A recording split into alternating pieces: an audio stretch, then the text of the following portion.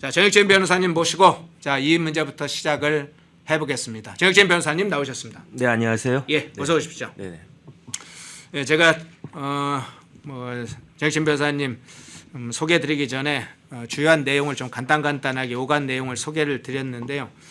어제 어쨌든 김건희 여사 관련된 한동훈 대표의 3대 요구 사항, 이게 이제 한동훈 대표가 좀 자세히 설명을 했고 윤석열 대통령이 주요 내용을 이제 경청하면서 김건희 여사 독자 행보에 관해서는 공식 행사 이외에는 좀 자제하도록 하겠다. 현재 김건희 여사의 몸 상태도 좋지 않아서 대의 활동을 하지 않고 있다. 이런 입장을 밝혔다고 하는데요.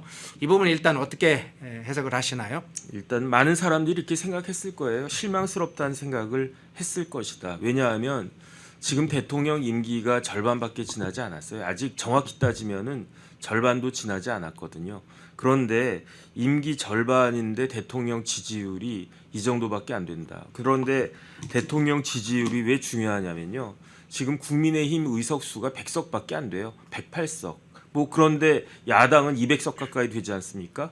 이렇게 되면 대통령 지지율이라도 사실 높아야, 그래야 야당들이 지금 보여주고 있는 저런 방자한 행동들을 막을 수 있는데 그렇지도 못하단 말이죠. 그러니까 오히려 지난번 4월 총선 때보다도 대통령과 정부에 대한 지지율이, 그다음에 여당에 대한 지지율도 더 떨어져 있단 말이죠. 그렇다라고 하면 뭔가 국면을 전환하는 그런 모습이 보여져야 되는데 그렇지가 않은 것 같아요. 그런데 우리 국민들이 바라는 건 뭐냐면 다른 걸 바라는 게 아니에요.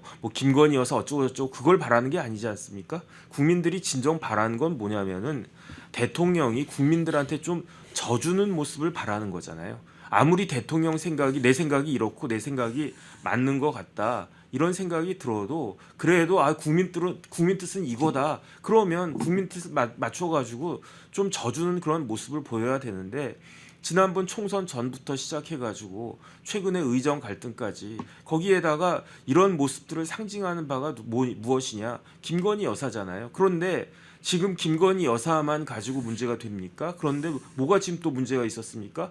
어제 강혜경 씨라고 한 사람이 나와가지고 국회 나와가지고 별 희한한 소리를 다 했더라고요. 제가 오늘 아침에 신문을 갖다 봤더니 명태균 씨하고 그다음에 김건희 여사하고 이러이러한 이야기를 갖다가 했더라. 그 이야기를 내가 들었다. 그 이야기가 사실인지 가짜인지는 모르겠어요. 왜냐하면 내가 직접 들었다 이게 아니고 명태균하고 김건희 여사가 이야기한 걸 내가 전원으로 들었다. 내가 그 자리에 있지는 않았지만 명태균이 나한테 이렇게 이야기하더라. 누가 나한테 이렇게 이야기하더라. 그런 것들은 사실은 증거 능력 자체가 굉장히 이렇게 좁혀지는 거거든요. 별로 인정이 안 되는 거거든요. 하지만 그런 내용들이 강희경 씨라고 한 참 처음 보는 그런 여자가 나와가지고 이런저런 이야기를 갖다가 하는데, 그런 이야기가 우리 국민들 인상에는 어떻게 미치겠습니까?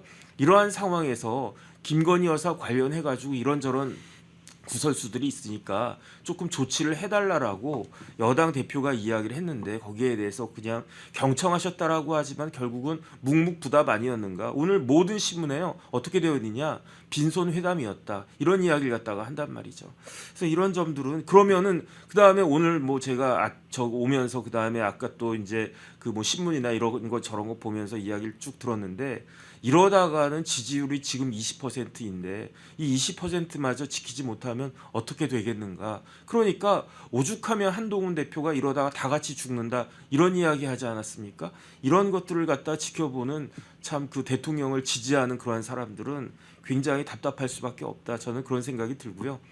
어쨌든 물론 지금부터가 더 중요한 것 같아요. 왜냐하면 대통령이 이렇게 말씀을 하셨을 때에는 대통령은 대통령 나름대로의 계획이 있을 거라고 저는 생각을 하고, 그 다음에 한동훈 대표가 대통령하고 독대를 갖다가 하겠다라고 했을 때는, 그 요청을 했을 때에는 그 경우의 수를 몇 가지를 갖다 잡았겠죠. 그래서 대통령이 내 말씀을 잘 들어주는 거 하나, 그 다음에 두 번째는 대통령 말씀을 들었는데 내 생각이 좀 잘못됐구나, 내가 오해를 했었구나, 그래서 오히려 내가 설득되는 거 하나, 그 다음에 세 번째가 어제와 같이 이게 계속 평행선을 유지하는 경우의 수 하나. 그런데 저는 한동훈은 똑똑한 사람이라고 생각하기 때문에 이 경우의 수에 맞게 1번, 2번, 3번에 맞는 후속 조치 플랜 B들을 가지고 있지 않을까, 일단 그런 생각이 들어가지고, 근데 그건 저도 모르겠어요. 그래서 그 다음에 그와 같은 그 이후의 후속 조치들을 대통령실은 어떻게 할 것이며 한동훈 대표는 어떻게 할 것인가, 그것이 앞으로 어떤 영향을 미치게 될 것인가,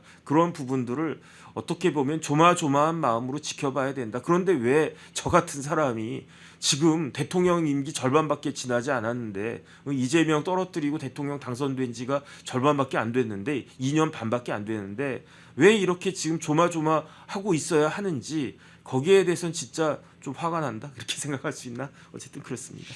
예. 어제 방송에서 제가 이 패널에 대해서 인신공격성 발언을 하거나 뭐 자기 의견을 내는 건 좋습니다만 인신공격성 발언을 하거나 악의적인 발언을 하는 좀 댓글은 삭제를 하겠다, 이렇게 이야기를 드렸는데요. 뭐 여러 가지 찬반이 있을 수 있습니다만은 패널에 대해서 악의적이거나 인신모독성 발언을 삼가를 해주세요. 그리고 우리 PD께서도 그 관련된 내용이라고 보면 뭐 일일이 제가 지적할 수가 없기 때문에 방송 중에 그런 부분은 삭제를 좀 해주시기 바랍니다. 자, 윤석열 대통령 어제 이제 뭐 여러 가지 핵심적인 문제가 있었습니다만 어쨌든 김건희 여사와 관련해서 인적 쇄신 부분에 관해서는 김건희 라인이 따로 있느냐 이제 이러면서 다만 만일 그 문제가 있다면 정진석 비서실장에게 한동훈 대표가 어떤 문제인지에 관해서 정진석 비서실장에게 전해달라, 이렇게 이야기를 했는데요. 대통령실 인적 쇄신 문제는 상당히 이제 여러 문제에 있어서 지금 지적돼 왔었는데 이 부분에 관해서는 대통령이 좀 적극적으로 수용을 하는 형태를 반영했어도 충분히 가능했다고 보이는데, 뭐 대통령 라인이다 그렇지만 주요한 내용을 경척을 해서 우리 어쨌든 대통령 인적 개편할 때 충분히 그 부분을 반영하겠다, 이렇게 의사포비를 해서 뭔가 그런 것에 대한 의견 수용 가능성도 있었는데 이 부분은 그렇게까지 전격적으로 수용은 하지는 않았습니다. 이 부분은 어떻게 보세요? 그 뭐 인사권 대통령 거라고 하니까 대통령 마음대로 하면 되는데, 중요한 건 뭐냐면 지금 대통령실에 최고 에이스들이 모여 있습니까? 저는 그렇게 생각 안 하거든요. 지금 정무수석 누굽니까? 기억하세요? 저 잘 모르겠거든요. 누구라고 이렇게 생각하면은 아 누구구나, 뭐 홍철기 수석이구나 생각이 나요. 경제수석 누군지 압니까? 저 기억 못 하겠는데요. 제가 웬만하면 경제수석 다 기억했었다고요. 옛날 청와대 지금 대통령실에 비서실장 누군지는 알죠. 정진석 비서실장 계속 나오니까. 홍보수석 누군지는 알아요. 홍보수석 이동훈 수석 뭐 그 개인적으로 제가 조금 아는 분이고 하니까 나머지는 모르겠어요. 그런데 옛날에는 이렇지 않았다고요. 최소한 경제수석, 정무수석, 뭐 어떤 수석 이런 수석들은 누군지 알고 그 사람들은 그 분야에 있어서 최고 전문가다. 청와대 비서관들 누군지 아십니까? 저 몰라요. 그 다음에 청와대 행정관들 쭈루룩 있다면서요. 청와대 행정관 이제 몇 명은 알게 됐어요. 무슨 상시 뭐 해가지고. 그런데 저 그 용산 대통령실에 누가 있었습니까? 김대남 같은 사람이 있었잖아요. 저는 어떤 의심을 갖다가 하냐면, 야 김대남 같은 사람이 옛날에 있었구나. 저런 사람이 저렇게 자기의 사적인 이익에만 관심에만 막 이렇게 있어가지고 어떻게 하면 내가 배지 한번 달까? 어떻게 하면 내가 좋은 자리 찾아가가지고 만고땡 할까? 그런 생각으로 머리가 가득 찬 사람이 대통령실에 있었구나. 그런데 저는 뭐가 또 의심이 되냐면, 지금 그런 사람 대통령실에 있는 사람들 중에 그런 사람이 없다라고 지금 장담하겠습니까? 저는 그렇지 않다라고 보거든요. 그 다음에 언론에 이름 나오는 사람들 누구 저 옛날부터 이름을 들었던 사람들이에요. 그런데 그 파편적으로 아 누구도 이때더라 그래서 기억했다가 잊어먹고 그러다가 지난번에 다른 사람이 그 이야기 했습니까? 대통령실에 있었던 김대남이라고 한 사람이 무슨 상시 있었다 해가지고, 그리고 나니까 뭐 누가 했는지 모르지만 그 사람들 명단 쫙 딱 정리를 갖다가 했잖아요. 그거 보니까 아 맞다, 이 사람도 내가 들은 바 있다, 이 사람도 내가 들은 바 있다, 이런 거 아니겠습니까? 이런 부분들에 대해서 좀 쇄신이 있어야 되는 것이 아닌가. 대표적으로 지금 대통령실이 엉망이라고 하는 그 증거가 뭐냐면은 대통령 지지율이에요.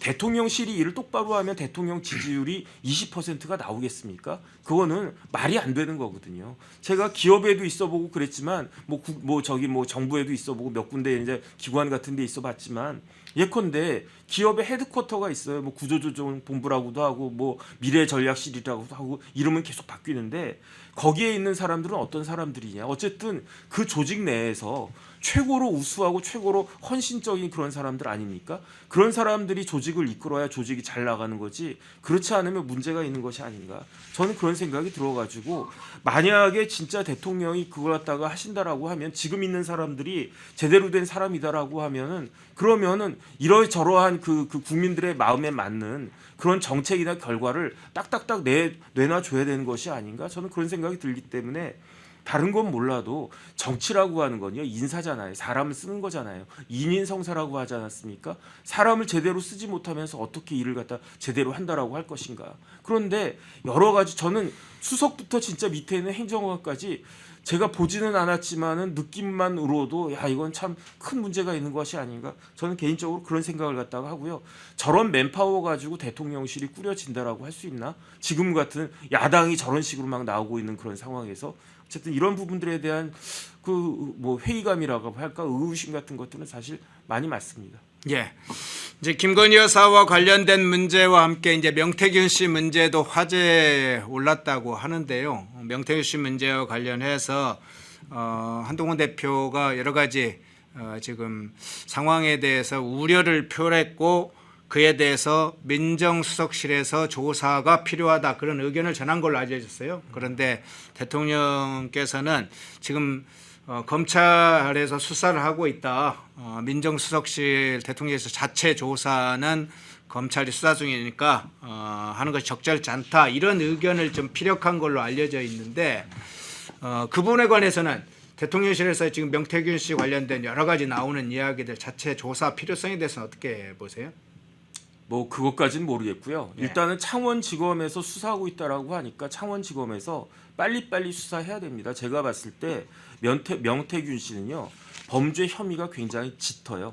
여태까지 나온 것만 해도 뭐 정치자금법부터 해가지고 뭐 이런저런 그 혐의가 짙으니까 그러니까 명태균 씨가 지금 겁이 나가지고 저러는 거 아니겠습니까? 그러니까 뭐 대통령실에서 뭐 민정수석실에서 뭐 조사하는 것도 뭐 필요하다고 생각을 하고 그 다음에 한동훈 대표가 당 차원에서도 조사하겠다라고 이야기했는데 그게 무슨 의미가 있을까? 저는 그런 생각하거든요. 명태균에게 뭐 당 그 국민의힘에서 조사한다라고 하는 게 일이라도 어떤 그게 있겠습니까? 별로 그런 거 없을 것 같고요.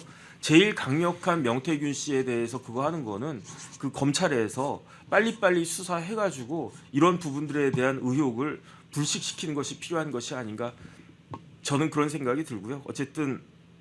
이런 식으로 하나하나 정리가 돼야 그래야지 다시 대통령에 대한 지지도 반등할 수 있지 않을까 그런 생각합니다. 명태균 씨 관련해서 이제 검찰에 수사하는 건 사실 이제 선거법 위반 사항이잖아요. 네네. 근데 명태균 씨 관련된 부분은 선거법 이외에 많은 내용들이 이제 지금 일부는 쏟아져 나오고 있고 이후에도 명태균 씨 스스로는 뭐 굉장히 중요한 200개의 문자나 뭐 이런 거 가지고 있다고 약간 허풍성 발언을 하고 있긴 하지만 그와 관련해서는 어쨌든 대통령실과 여당이 대응을 해야 될 거 아닙니까? 근데 이제 검찰에서의 수사는 사실은 이제 선거법 문제이고 나머지 문제의 많은 문제는 선거법과 직접 관련이 없는 많은 현안들도 좀 있지 않습니까? 그 문제와 관련해서는 어쨌든 대통령실과 여당이 그 문제에 대해서 사전에 사실관계를 확인을 안 하면 전국의 국면에 있어 여러 가지 어려움도 있다고 보이기 때문에 그 부분은 어쨌든 자체적으로 조사는 필요해 보이는 측면은 있는데요. 어때요? 그런데 그 조사를 하려면 예. 지금 명태균 씨하고 가장 그 대통령실에서 대통령 주위에서 명태균 씨하고 제일 가까웠던 사람이 누굽니까? 김건희 여사잖아요. 그 다음에 이제 대통령. 제가 봤을 때는 대통령하고 명태균 씨가 다이렉트로 이렇게 뭐 만나거나 했던 거는 몇 번 안 되는 것 같고 그런데 보니까 뭐 김건희 여사하고는 뭐 문자도 하고 그 다음에 어제 강혜경 씨 뭐 그 증언이라고 하는 거 보니까 뭐 이런저런 별 이야기들도 많이 나오고 있던데 그러니까 만약에 그런 대통령실에서 조사가 이루어지려고 한다면 민정수석실에서 조사가 이루어지려고 한다면 그때에는 김건희 여사가 적극적으로 거기에 대해서 그 해명하고 협조해야 되는 거 아닌가? 저는 그런 생각이 드는데 과연 그럴 수 있는 것인가? 그거는 뭐 회의적이다 그런 생각이 드는 거죠. 예. 그다음에 이게 그 창원지검에서 수사하는 게 단순한 선거법 말고도 돈이 왔다 갔다 했잖아요. 네네. 강혜경의 이야기에 의하면은 그 누구야 그 명태균이가 김영선 의원한테 전화해가지고 세비를 10원까지 절반을 정확하게 나누라고 그랬다는 거잖아요. 뭐 그런 이야기 나오는 걸 보면은 어떻게 국회의원이 자기 세비를 나눠갔습니까? 이런 것들은 뭔가 있는 것이 아닌가 그런 의혹들이 되기 때문에 그 다음에 이렇게 명태균을 쫙 뿌린 사람이 누구냐? 김영선이더라고요. 김영선 전 의원이 뭐 김종인한테도 소개하고 뭐 누구한테도 소개하고 누구한테도 소개하고 대통령한테도 소개하고 그래가지고 명태균이라고 한 사람이 뭐 졸지에 지난번 대선에서 무슨 큰 역할을 한 것처럼 그렇게 됐던 거 아니었겠습니까? 그러면은 이쯤 되면은 김영선 전 의원은 그 나와가지고 5선씩이나 한 사람 아니겠습니까? 자초지종을 밝혀가지고 명태균의 말이 이거는 맞고 이거는 다르다, 이건 틀리다 이런 것들을 밝혀줘야 되는 거 아닌가? 저는 그런 부분들 생각이 됩니다. 예. 자, 다가오는 이제 가장 중요한 현실적인 문제 중에 이제 김건희 여사 특검법 문제가 있잖아요. 네네. 특검법 문제와 관련해서는 현재 뭐 국민의힘 의원들 중에 지난번 특검법에 2차 표결을 할 때 한 4명 정도가 이탈했다. 뭐 이런 분석도 좀 있지 않습니까? 네네. 향후에는 이제 상황이 조금 더 악화될 거다 이런 얘기도 있어요. 그래서 일부에서는 이제 특검법 관련해서 대체적으로 여당이나 정부나 이 특검법은 여러 가지 반헌법적 요소가 있기 때문에 막아야 된다는 공통적인 인식을 가지고 있으면서도 한편에서는 누가 이걸 찬성할 것이냐 하는 것에서 그 찬성할 사람들을 막으면 된다. 이렇게 이제 대책을 세우는 분들도 있고 저의 경우에는 이렇게 생각합니다. 그 몇 명이 찬성할 것인가를 대책을 그렇게 협소적으로 해서 이 문제를 상황을 돌파할 수 없다. 뭐 찬성하지 않도록 당 내부에서 여러 가지 좀 의견을 모아가는 과정도 중요하지만 국면 전환을 하지 않으면 이 특검법 문제는 다음이 아닌 다다음에도 언제든지 통과될 가능성이 있기 때문에 확 국면 전환을 해서 정부와 집권 여당이 현재 아주 불리한 상황에도 상황을 반전시킬 수 있는 국면을 전환하지 않으면 이게 계속 시달릴 거다 이렇게 보는데 그분은 어떻게 해석을 하세요? 저는 특검은 민주당한테 달렸다고 생각을 하고요. 예. 그 다음에 그 민주당이 마음만 먹으면 특검이 통과될 수 있다라고 저는 생각을 해요. 그런데 제가 봤을 때 민주당은 김건희 여사 특검이든 누구 특검이든 특검이 되는 거를 원하지 않고 있다. 그 민주당이 바라는 것은 이렇게 특검이 통과된 다음에 대통령에 의해서 부결되는 모습이 계속적으로 반복되는 거를 그걸 원하는 것이 아닐까? 저는 그런 생각이 들거든요. 그러니까 저는 이소무화가 생각이 나요. 어떤 우화가 생각이 나냐면 나그네 외투를 여는 것은 강한 비바람이 아니었잖아요. 네. 비바람이 세게 불면 불수록 어떻습니까? 외투를 갖다 더 꼭 그 동여 쥐고 그래가지고 외투를 벗지 않으려고 하다가 그 외투를 벗긴 건 뭡니까? 따뜻한 햇볕이잖아요. 네. 그러니까 따뜻한 햇볕이 되면은 벗기려고 강제적으로 벗기려고 그렇게 안 해도 스스로 이걸 갖다 옷을 벗을 수밖에 없단 말이죠. 지금 김건희 여사에 관한 특검은 통과될 수가 없어요. 왜냐하면 김건희 여사에 관한 혐의가 여러 가지가 있지 않습니까?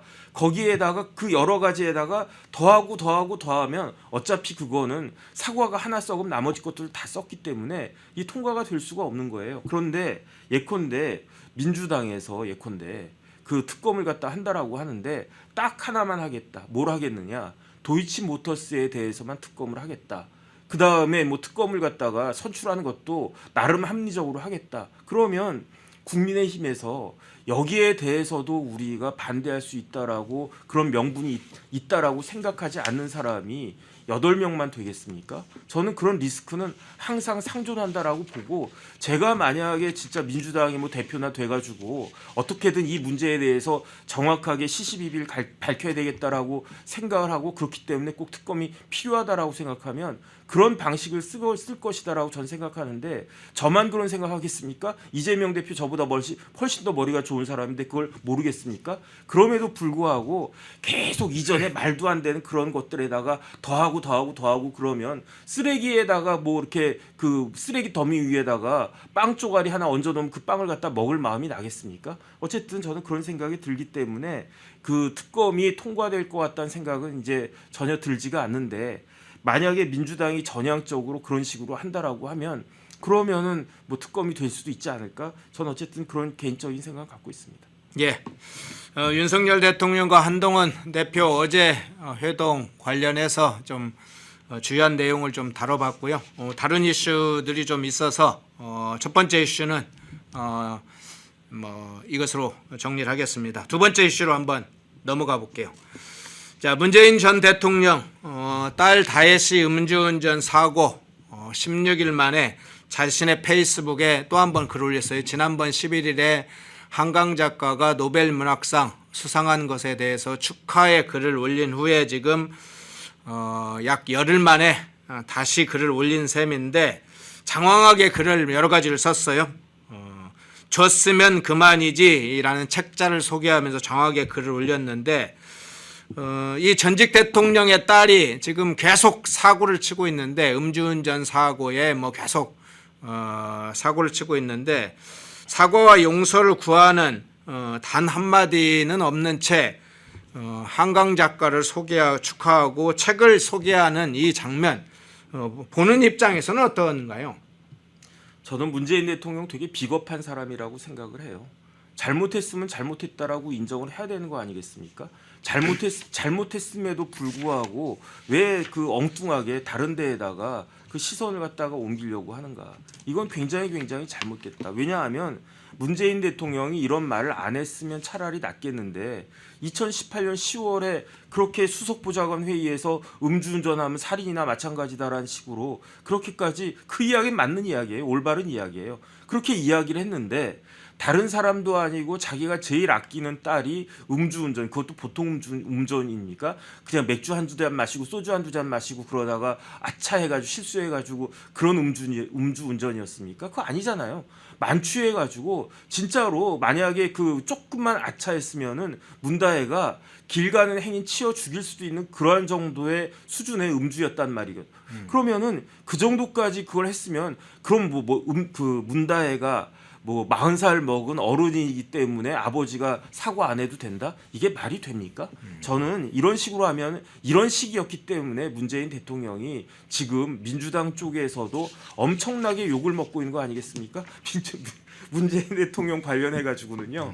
제가 이제 옛날에 방송하고 그랬을 때 끝까지 지지율이 70% 80% 그다음에 그 문재인 대통령이 정권 재창출에 실패했을 때에도 지난 2022년 4월 5 이때에도 지지율이 퇴임할 때까지 40%가 넘었대나 그랬었단 말이죠. 지금 문재인 대통령에 대해서는요 민주당에서도 아주 그냥 굉장히 그 엄청나게 반감이 심하더라고요. 왜 그렇습니까? 이런 모습을 보여주니까 그런 거지. 그러니까 다른 걸 다 떠나가지고 문재인 대통령은 그다음에 문재인 대통령이 저런 식의 모습을 보이니까 문다혜 씨가 사과를 제대로 했습니까? 저는 그 문다혜 사과도 제대로 된 사과가 아니라고 생각하거든요. 그 변호사가 써줬는지 누가 대필 작가가 써줬는지 그걸 누가 합니까? 그냥 여기 A4 용지에다가 띡 해가지고 이러하니까 택시기사님 죄송합니다. 이렇게 A4 용지 한 장인가 두 장인가 이렇게 썼던데 그게 사과문이라고 할 수 있습니까? 차라리 그게 사과문이라고 하면 변호사가 써줬더라도 앉아가지고 읽기라도 해야지. 그냥 죄송합니다 그러고 쓱 들어갔다가 나오면서 또 차 쓱 타고 가고 그게 말이 됩니까? 이게 왜 그런가 봤더니 결국은 문재인 대통령이 이런 식으로 그 생각을 하니까 문다혜라고 하는 사람도 똑같은 생각하는 것이 아닌가. 참 답답하다는 생각이 듭니다. 예, 문재인 전 대통령이 올린 글에는 이런 글귀가 있습니다. 인품은 학교에서 배운 지식으로 채워지지 않는다.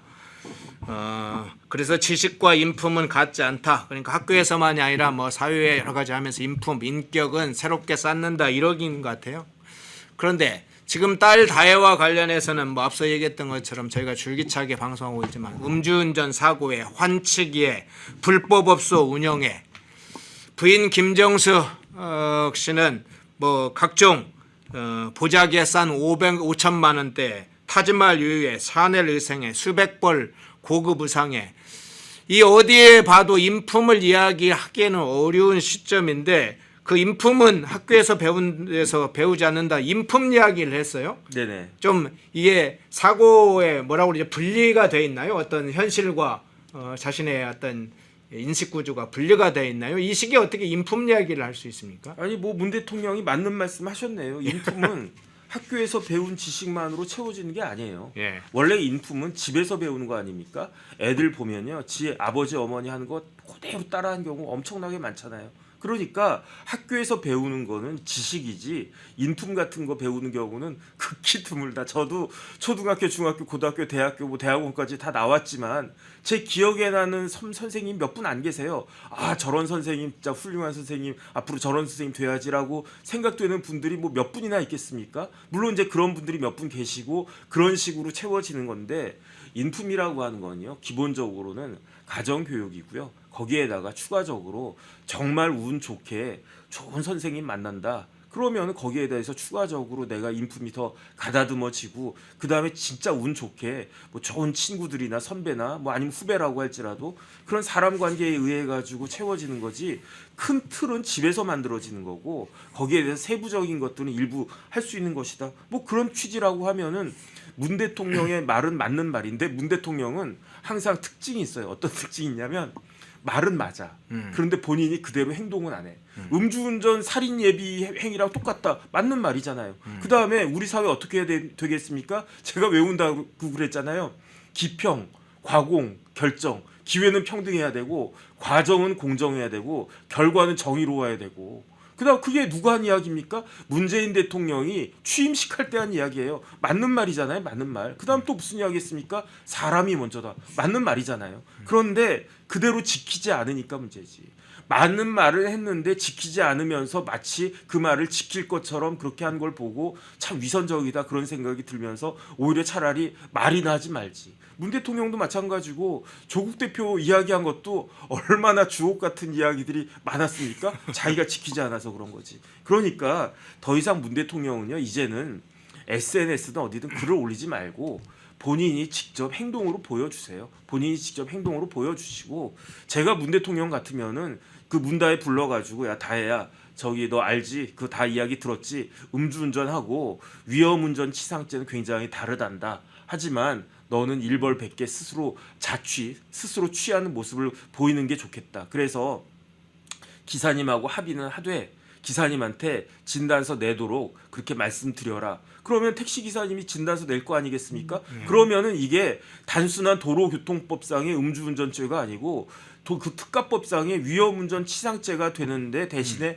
합의가 이루어졌으니까 뭐 감안해가지고 뭐 징역 뭐 한 1년에 집행유예 뭐 한 2년 정도 이렇게 받는 게, 그게 오히려 더 떳떳한 모습 아닌가? 그게 문 대통령이 자신이 한 말하고 행동이 일치하는 그런 모습이 아닌가? 저는 그런 생각을 갖다가 하는데, 뭐 기대할 바는 아니다. 저는 그런 생각이 듭니다. 지금 말씀 주셨으니까 그 얘기 여쭤볼게요. 피해 택시기사와 지금 합의를 했잖아요. 네네. 문다혜의 음주운전 사고로 위험운전 치상죄 또는 뭐 음주운전 치상죄 문제가 이야기되다가 합의가 된 이후에는 도로교통법 위반 사건 정도로 처리가 될 거다, 이렇게 이야기가 되고 있는데, 며칠 전에 또 사고가, 어젠가요? 그제 사고가 또 하나 용산에 났더라고요. 네네. 그러니까 음주운전자가 거기 이제 자전거를 단속하고 있는 경찰을 치었어요. 네네. 그래서 경찰이 그 음주운전 차량에 의해서 붕 떠가지고 땅에 떨어가지고 전치 7주인가 이렇게 입었는데, 네네. 뭐 그제인지 한 3, 4일 된 것 같습니다. 근데 결과적으로는 바로 그 음주운전 치상죄로 검토를 하고 있다, 이 뉴스가 바로 나오더라고요. 그런 정도면 전치 7주면 상당한 거고요. 예. 그거면 아마 저기 실형 나올 겁니다. 구속될 수도 있어요. 그 음주량과 그 다음에 이제 피해, 거기에다가 경찰을 쳤으면 이게 공무집행방해도 되는 거기 때문에, 그렇기 때문에 아마 그 사람은 구속될 거고요. 그 다음에 제가 사건 해보면요, 어떤 일들이 있느냐. 그냥 그 조기 축구 갔다가 제가 기억나는 사건이, 그 술을 마시고 그리고 나서 식당에서 좀 깽판을 갖다가 친 거예요. 그런데 경찰이 들이닥쳤죠. 식당 주인이 전화해가지고, 어떤 사람이 아침에 점심때였어, 점심때 조기 축구하고 그랬으니까 술 먹고 우리 식당에서 그 영업 방해하고 있다고. 그러니까 그 경찰이 오니까 막 뻗대기 하잖아요. 술 마시고 그러면. 네. 그러면서 어찌어찌 해가지고 경찰을 갖다 이렇게 쳤어. 구속됐어요. 그런데 문다혜는 그렇게 술이 만취돼가지고 그야말로 뭐 우리 표현으로 하면 떡이 돼가지고 이 차가 내 차냐 아닌가 보다. 왜 이 차가 내 차 같은데 왜 문은 안 열리냐. 그러다 좀 정신 차려보니까 아, 내 차 저기 있네. 그러면서 그냥 꾸벅꾸벅 졸다가 운전하다가 그래가지고 불었더니 0.149, 0.15란 이야기 아니겠습니까? 진짜로 그거는 문다혜 씨한테 천운이에요. 천운. 만약에 문다혜가 눈 감고 악셀을 갖다가 밟았는데 지나가던 행인 다리라도 쳤으면 어떻게 됐겠습니까? 아주 그냥 뭐 사망이나 이렇게 중상해가 아니라고 하더라도 그렇게 해가지고 사람을 갖다가 쳤으면 그러면 문다혜는 100% 구속이에요. 100% 구속. 그게 아니고 시속 40km로 택시를 갖다가 받았으니까 옆에서. 택시 기사님이 택시 안에 있었으니까 그 다음에 문다혜가 정신이 오락가락하니까 시속 40km로 했지. 그 다음에 마침 그때 이태원의 새벽인데 주말이고 해가지고 차가 많아가지고 속도를 못 냈기에 망정이지. 만약에 그 속도가 60km, 70km 이랬으면 기사님도 크게 다쳤을 수 있단 말이었죠. 그러니까 아주 절묘하게 그 정도 술 마신 걸로는 굉장히 피해가 경미하고 그걸 통해 가지고 문다혜 입장에서는 굉장히 약한 정도의 처벌을 받게끔 되어 있는데 이거는 국민들의 법 감정하고는 너무 맞지가 않는 것이다 생각됩니다. 예. 자, 음주운전 사고와 관련해서 또 하나의 장면이 있죠. 지난 18일에 용산 경찰서에 출석하는 장면인데요. 문다혜 씨 측 변호인이 문다혜를 따라다니면서 우산을 받쳐주는 장면이 노출되면서 당시에 비난이 막 속출을 했는데요.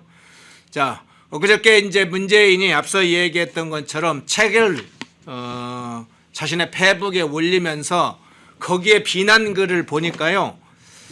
문다혜 씨 용산 출석 당시에 그 영상 관련해서 저런 특권 의식을 가진 딸을 그렇게 키웠느냐, 어떻게 딸을 키웠길래 저러느냐 하는 비난이 문재인 전 대통령에게 쏟아지는 댓글들이 굉장히 많더군요. 그러니까 문다혜에서 문재인까지 아주 폭넓게 그 용산 출석 당시의 장면들에 대한 비난이 막 여파가 더 확산된 것이죠.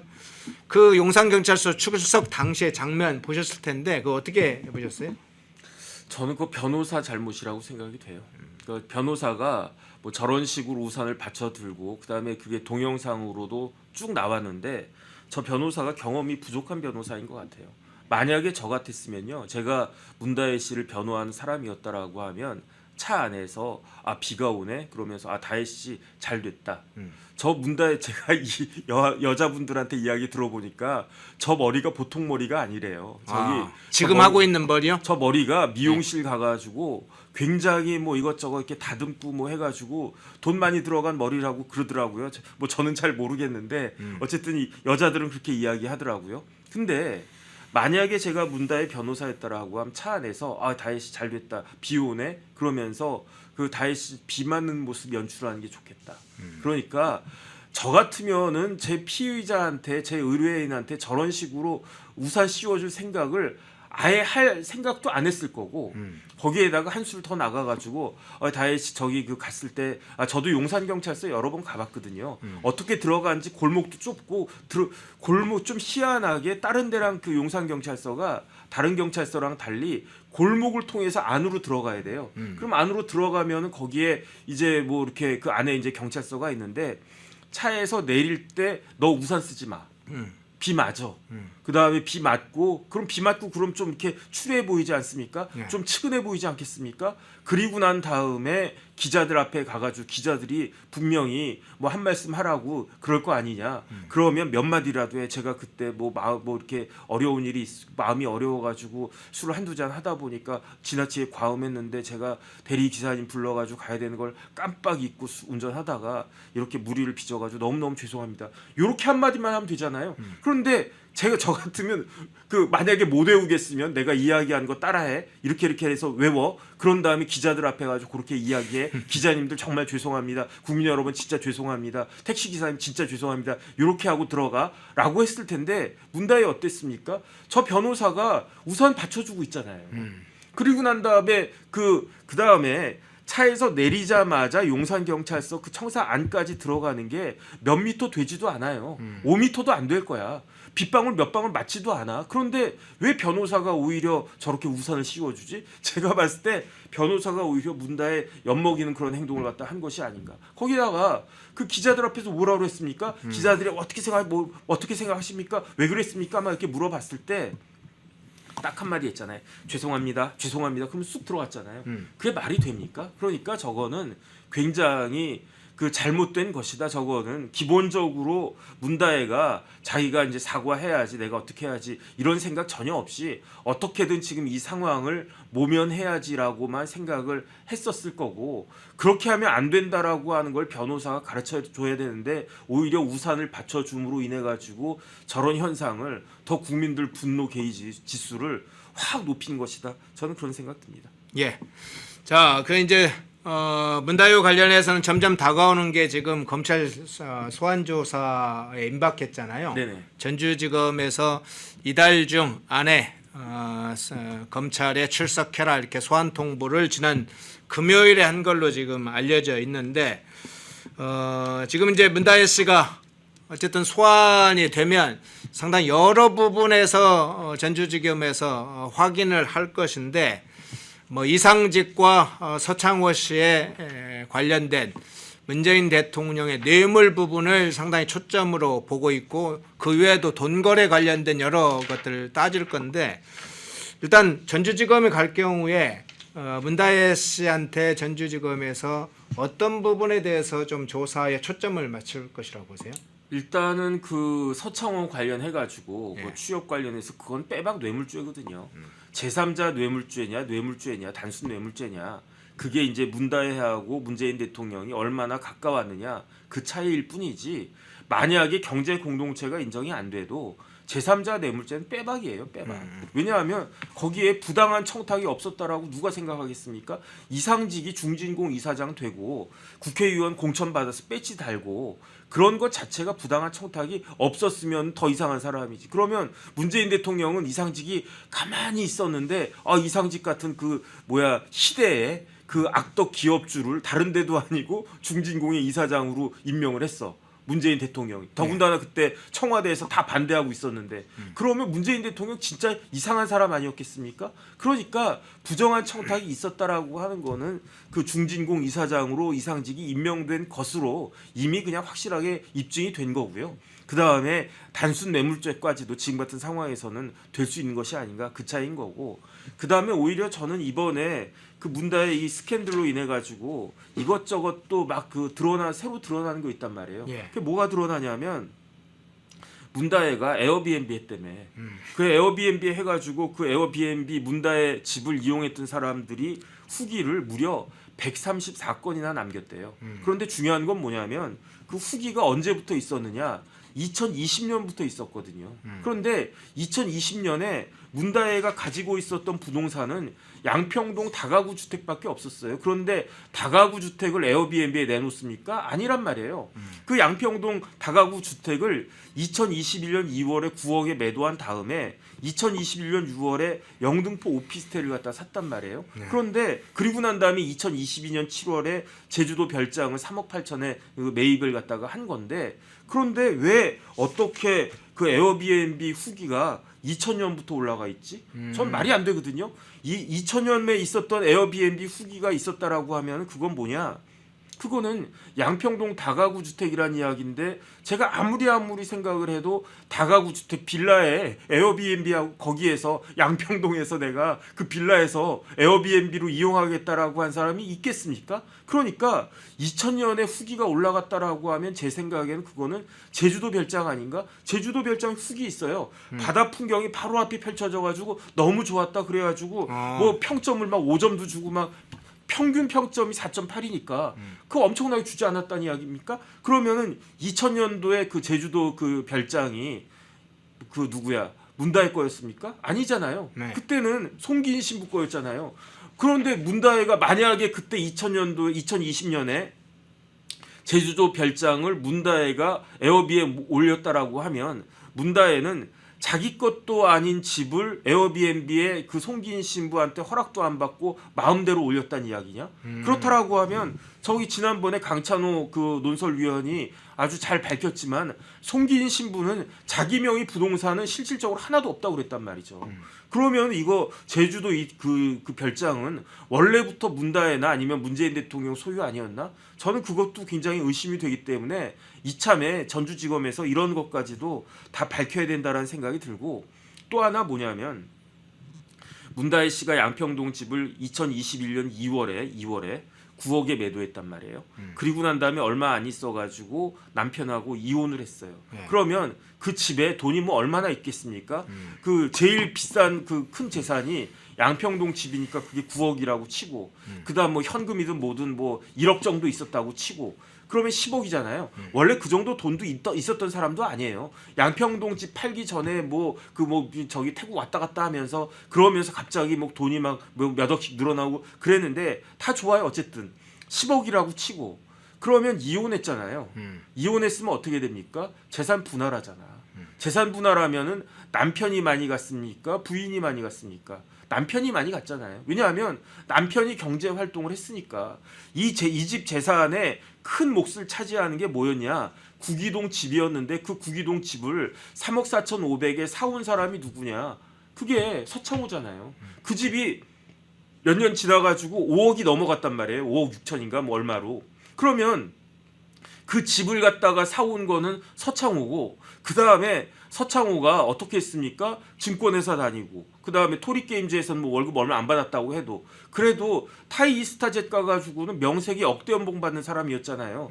그러면은 이 집의 재산을 불리는데 서창호가 기여했습니까? 문다혜가 기여했습니까? 그러니까 제가 봤을 때 공평하게 나누면은 최소한 한 6대4 정도로 서창호가 6을 가져가는 게, 아무리 그 적게 잡아도 서창호한테 아무리 적게 잡아도 서창호 대 문다혜 6대4가 돼야 되는데, 그러면 문다혜 재산 얼마가 됩니까? 4억밖에 안 될 거란 말이에요. 근데 보면은 2021년 6월 달에 영등포 오피스텔 6억 7천에 사고, 그 다음에 2022년 7월에 제주도 별장을 송기인 신부한테 원래 그거 뭐 7억짜리인지 8억짜리인지 10억짜리인지 엄청 비싼 거 반값으로 공시지가로 샀는데 그것도 3억 8천이에요.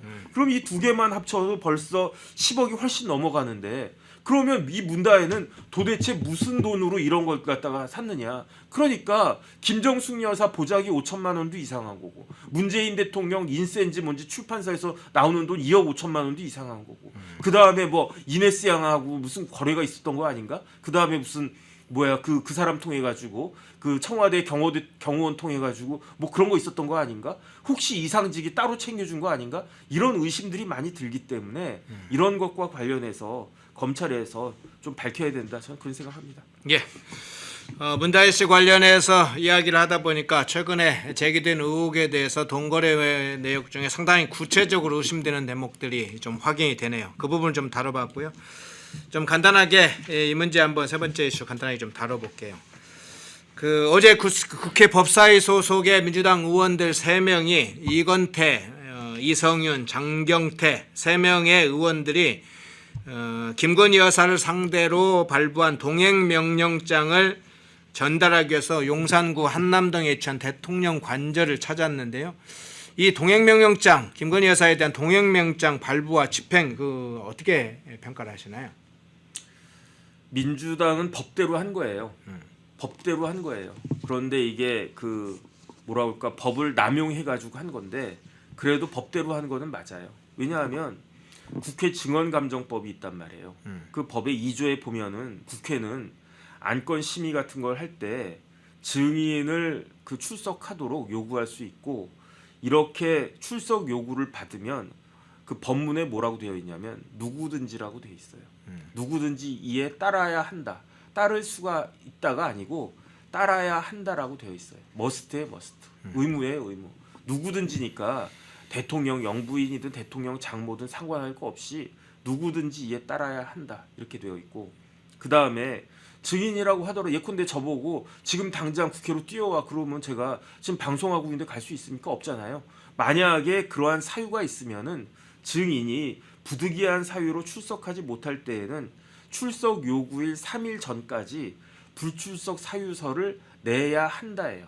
낼 수 있다가 아니고 내야 한다. 그러니까 만약에 김건희 여사에 대해서 어제가 21일이었나요? 예. 21일에 국회에서 무슨 국감 할 테니까 그때 참석해 주세요라고 그 소환장이 딱 날라갔으면 그걸 받았으면 김건희 여사는 18일까지 사흘 전까지 제가 이러이러한 일정이 있어가지고 나가기가 어렵습니다라고 불출석 사유서를 제출했었어야 됐어요.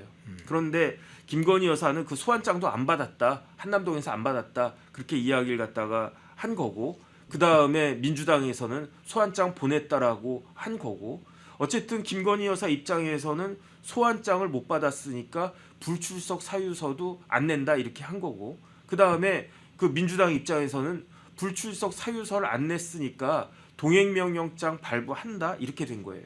동행명령장은 몇 조에 나와 있냐면 6조에 나와 있거든요. 국회 증언감정법. 그러니까 국회 국정감사에서 증인이 정당한 사유 없이 출석하지 않을 때에는 그 의결로, 국회 그 위원회 의결로, 법사위 의결로 해당 증인에 대해 지정한 장소까지 동행할 것을 명령할 수 있다. 이건 할 수 있다예요. 의결로 명령할 수 있다. 그러니까 법사위에서는 이 6조에 따라 가지고, 왜냐하면 김건희 여사가 그 불출석 사유서 안 냈으니까 정당한 이유 없다. 그러니까 동행명령장 발령한다 해가지고 국회에서 의결한 거 아니겠습니까? 법사위에서 다수결로 의결 딱 한 다음에 그거 들고 검사 출신의 이성윤 의원하고 이건태 의원하고 그 다음에 장경태 의원까지 해가지고 한남동 쭉 가가지고 저렇게 소란을 갖다가 피운 거예요. 그 다음에 여기에 대해서 형사처벌 규정도 있거든요. 그러니까 불출석죄 해가지고 정당한 이유 없이 증인이 출석하지 않은 경우에는 3년 이하 징역이나 1,000만 원 이상 3,000만 원 이하 벌금에 처해질 수 있다. 그 다음에 동행명령을 방해한 사람들에 대해서 마찬가지로 그 형사처벌 규정이 있고, 그러니까 어제 그런 일련의 소동을 갖다가 벌인 다음에 그 이후에는 어쨌든 또 이제 그 국회 의결을 통해 가지고 그 검찰에 고발할 거고, 그럼 검찰이 수사하겠습니까? 수사 안 하고 그냥 질질질 있다가 그러다가 혹시 진짜 만에 하나 민주당이 정권 탈취하면, 정권을 갖다가 뺏어 오면, 그러면은 김건희 여사에 대해서 이거 가지고도 또 문제 삼아 가지고 당신 2024년 10월 달에 이러이러하게 출석 안 했으니까 그 법에 따라 가지고 불출석죄, 그다음에 동행명령 위반죄 이런 걸로 그 형사처벌 받으시오, 또 이렇게 할 거 아닌가, 저는 그런 생각이 드는데, 이것이 지금 2024년 대한민국 정치의 현실이다. 저는 어쨌든 그런 생각 듭니다. 예. 어제 이제 민주당 의원 3명이 김건희 여사 동행명령장을 전달하려고 했습니다. 그런데 이제 대통령 부부 경호 차원에서 경찰이 이것을 막았는데요.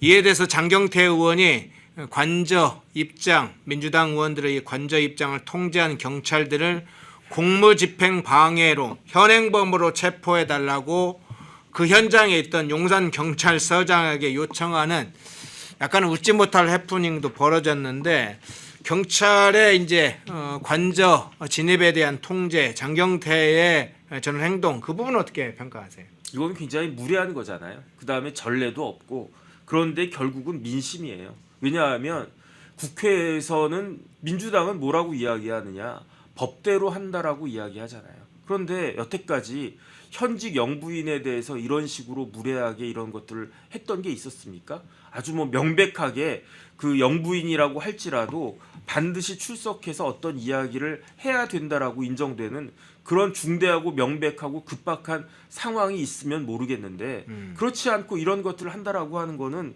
그런 거는 진짜 말이 안 되고 법이라고 하는 걸 남용하는 거다. 그런데 민주당이 우리나라 법을 남용하고 우리나라를 우습게 본 게 한두 번이었습니까?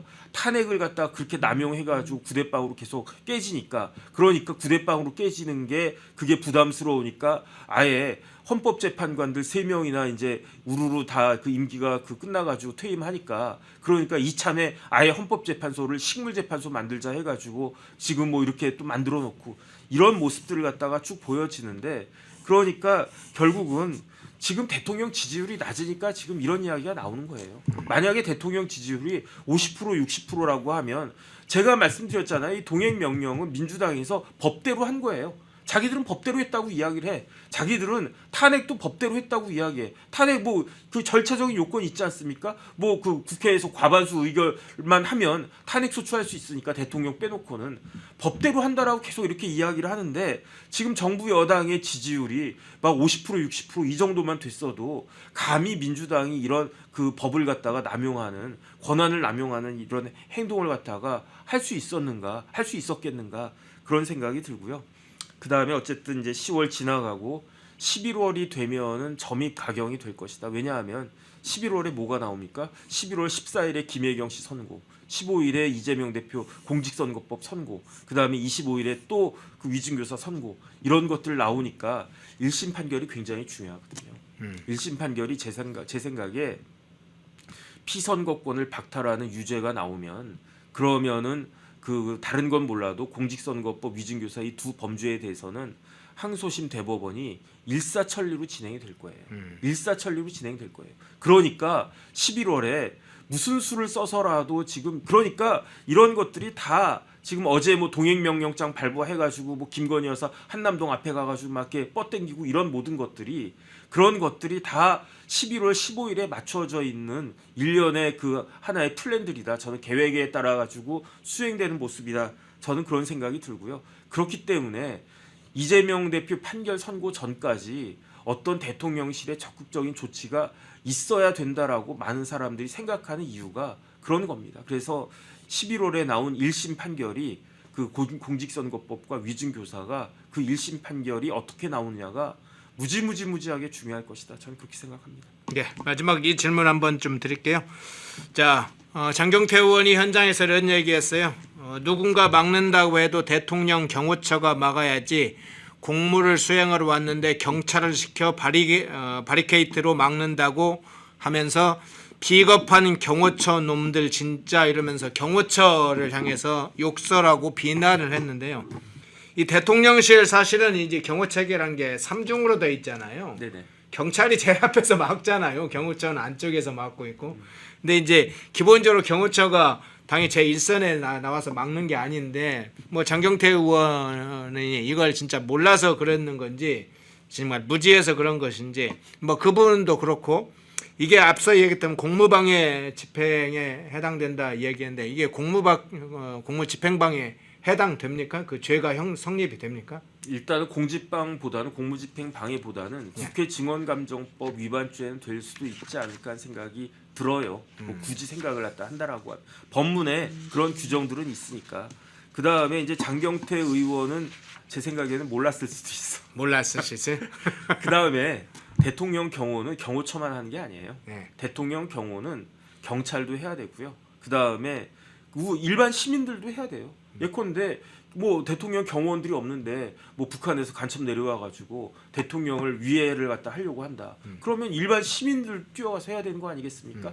법에 따라서 그런 규정이 있는 거는 그 대통령 경호에 관한 대통령 등의 경호에 관한 법률이 있어요. 이 등에는 가족들도 포함이 됩니다. 거기에 따를 때 거기에 이제 대통령 경호처에 관한 규정이 쭉 나와 있으니까 대통령에 대한 경호를 최우선적으로 1차적으로 해야 되는 기관이 경호처인 건 맞는데 그런데 경찰관 직무집행법에도 경찰은 요인을 갖다가 중요한 사람들, 요인을 VIP를 이렇게 경호하고 이렇게 그 보호해야 할 그런 의무가 있는 거예요. 그러니까 경찰도 해야 되고 경호처 직원들도 해야 되고 군도 밖에서 하잖아요, 경호를. 그렇죠. 예.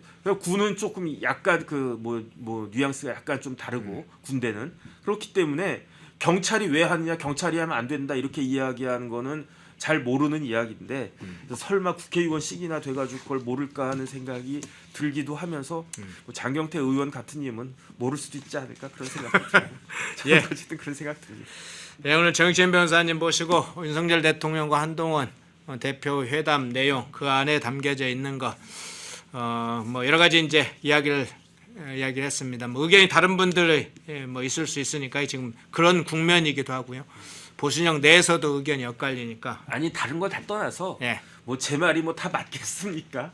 욕하시려고 하면 욕하셔도 되는데 어쨌든 저는 이제 패널로 나와가지고 드리는 말씀은 제 나름대로 제가 생각하는 걸 말씀을 드리는 거고요.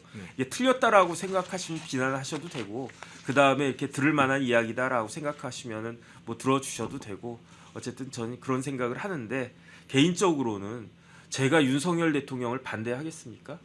아니, 제가 뭐 누구 찍었단 말 잘 안 하는데 제가 누구 찍었겠습니까? 제가 윤석열 대통령 3월 9일에 그 대통령 선거할 때 밤에 조바심이 나가지고 새벽에 당선 발표 나기 직전 그 새벽에 조바심 나가지고 진짜 제 생전 하지도 않은 나이 50 넘어가가지고 윤석열 대통령 그때 사저가 있었던 아크로비스타까지 새벽에 차 몰고 뛰어가가지고 거기가 바로 법원 앞이니까 제가 대충 차 어디다 대면 된다는 그 정도 알고 있지 않습니까? 새벽에 차 법원 쪽에다가 대고 그 다음에 무단횡단 해가지고 그 아크로비스타 앞에서 그냥 덜덜덜 떨면서 이렇게 기다렸던 그런 사람이에요. 제가 윤석열 대통령 망하기를 바라겠습니까? 성공하기를 바라겠습니까? 저는 진짜로 그런데 저 같은 사람도 이런 정도 이야기를 할 수밖에 없는 상황이면 좀 심각한 거 아닌가? 제가 웬만하면 진짜 편들어 주려고 많이 생각을 갖다 하거든요. 저 그다음에 여태까지 쭉 그래 왔다라고 생각을 했는데 지금 굉장히 심각한 상황이 아닌가. 저 개인적으로 그렇게 생각하고요. 이게 전혀 심각한 거 아니고 그다음에 다음번에 그 윤석열 대통령이 정권 재창출 100% 한다라고 하면 제가 대통령 앞에 가가지고 죄송합니다라고 사과할 용의는 너무 많이 있다. 그런데 지금 불안하니까 이런 말씀을 갖다 드리는 거고요. 뭐 불편하셨다라고 그러면 그 죄송한데 어쨌든 제 개인적인 생각이고 그러니까 너무 유념치 아니하셨으면 좋겠습니다. 네. 정치현 변호사님 오늘 뭐 조금 이 문제 사실은 보시면서 뜨거운 감자니까 그 문제에 관해서는 조금 더 사실은 냉정하게 조금은 한 발 뒤로 물러서 봐야 될 필요가 있죠. 어느 한쪽에 들어가면 그 안에 있는 문제만 보이니까 누구든지 조금 한 발은 빼면서 뒤에서 혹시나 너무 한쪽에 편중되지 않았나 생각도 하면서 우리가 좀 같이 이 국면을 함께 지켜봐주면 좋겠습니다. 정혁진 변호사님이었습니다. 네, 고맙습니다. 고맙습니다. 인터넷 검색창에 펜앤마켓을 검색해주세요.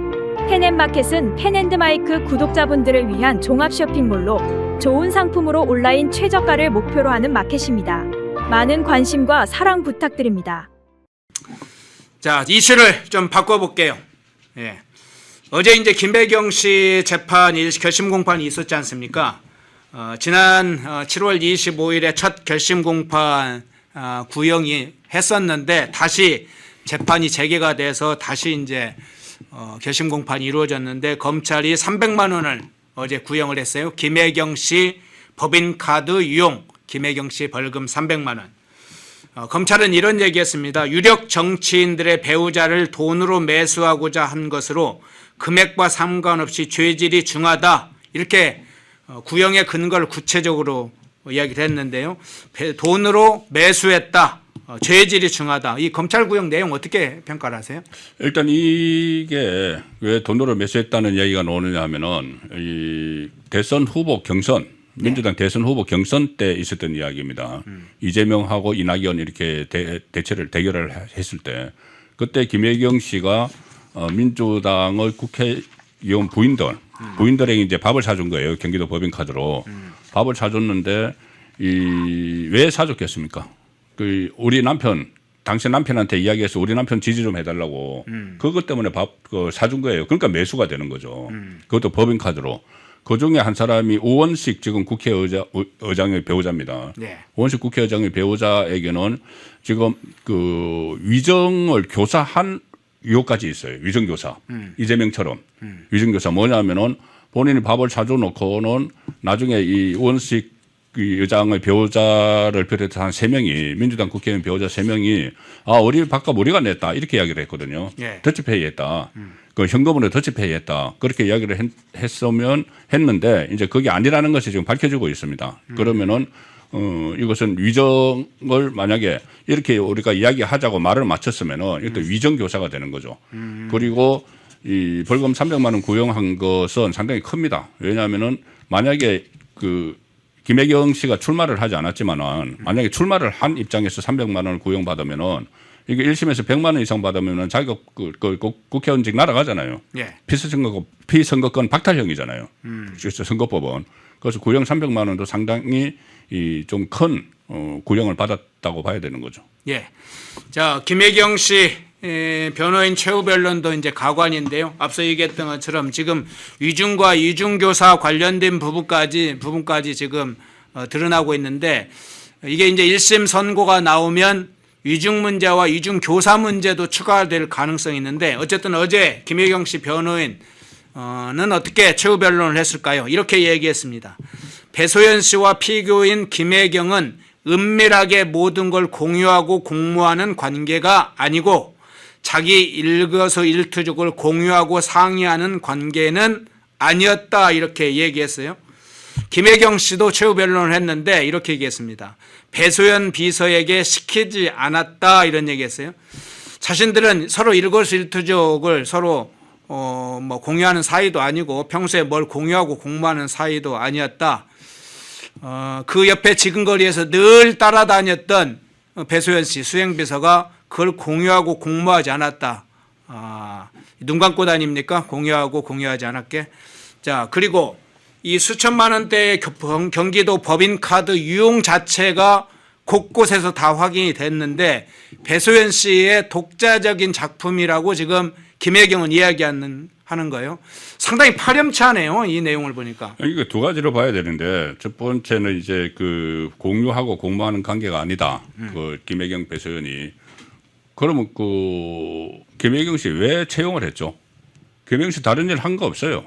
성남시 그 배소연 씨가 성남시에 있을 때나 경기도에 있을 때나 다른 일 한 게 없습니다. 그냥 그 시정이나 도정에 참여한 게 아니고 어떤 뭐 업무를 본 게 아니고 오로지 이 김혜경 씨 수발 들기 위해서 채용을 한 거예요. 그렇죠. 그래서 그것 때문에 지금 그 그 월급을 줬기 때문에 개인 수발을 두는데 그 부분도 지금 수사 대상이 돼 있습니다. 그러면은 왜 채용을 한 거죠?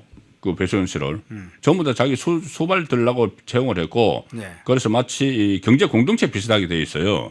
뭐 그 80억 원짜리 뭐 빌딩 80억 원어치 빌딩 이야기도 있지 않습니까?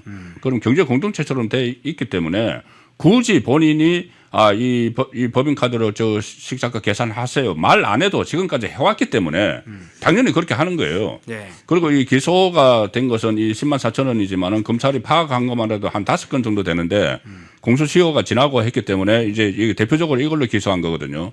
그런데 파악을 한 거 그렇지 국회의원들 아마 돌아가면서 배우자들 전부 다 밥 사줬을 거예요.